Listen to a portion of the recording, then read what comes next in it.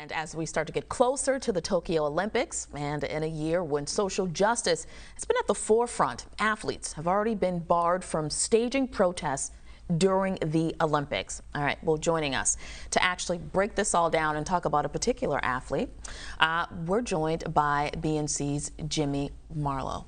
So tell us about the latest athlete where activism and athleticism collided. Yes. Tashani, making the Olympics, we all know is supposed to be a joyous, happy occasion, but not so much for Gwen Berry. Now, she says that Olympic officials told her that the national anthem was going to be played before she and other athletes took the medal podium, but was visibly frustrated when it played while the athletes were standing on the podium, saying that the anthem, quote, does not speak for me, it never has.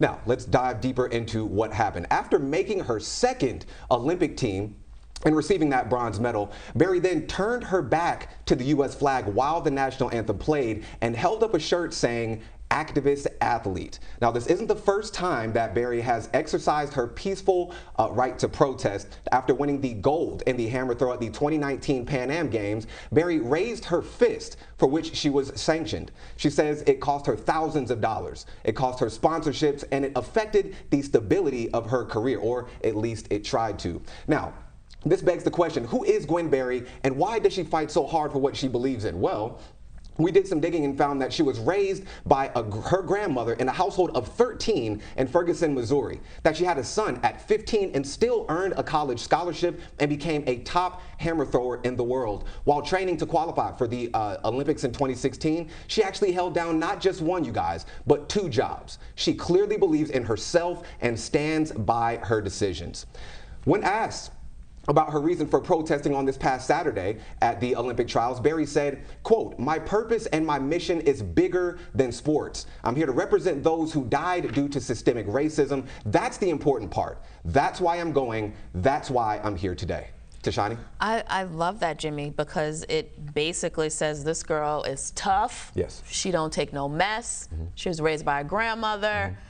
Overcoming adversity, baby at 15. Now we see her at the Olympics. Yes. I mean, for her standing in her truth, has she received any backlash? Well, of course, in the court of public opinion, there are going to be reactions, and there are mixed ones. Of course, some are disgusted, saying that it's a disgrace to the flag and the country, some asking what is wrong with people. Others are saying that they agree with anyone's right to protest, Tashani, but that turning her back on the flag may have been too far, as it seems she was turning her back on her country and not just, her beliefs. Now, there are also some supporters. One person saying that she stood during the anthem, so why the criticism? Quote from that person, "The photographers who are blowing this up don't stand or face the flag during the anthem. So there will inevitably be ruffled feathers," but Gwen Berry says that's basically what she wanted, to keep the conversation going as it relates to social activism. Tashani?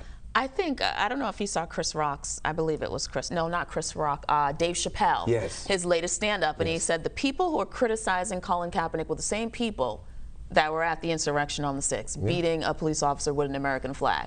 So it's just this like double conundrum, like she's choosing to stand for what she wants to stand for during her time. Yes. If it's not hurting anybody and she's making a point, and this is her only way of doing that, what's the harm?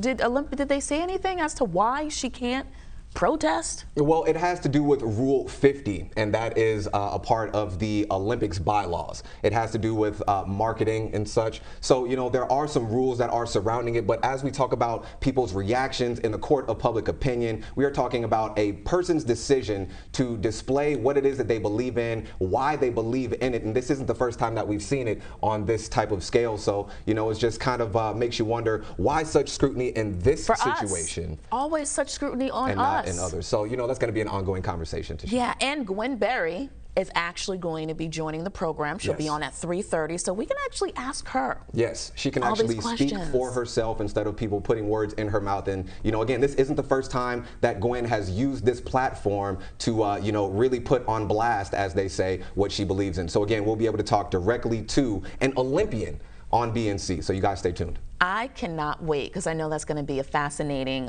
interview. Like I said, she just sounds like a no-nonsense woman, and she can throw that hammer. Yes, yes, a lot that we can all take a lot from, because again, this is someone that truly believes in who she is because of where she came from, how she was brought up, being raised in a house of 13 different individuals. You know, you would have to learn a lot about yourself. Gotta fend for yourself. Have a lot of bravado about yourself. So again, we will get to meet Miss Gwen Berry and hear from her firsthand.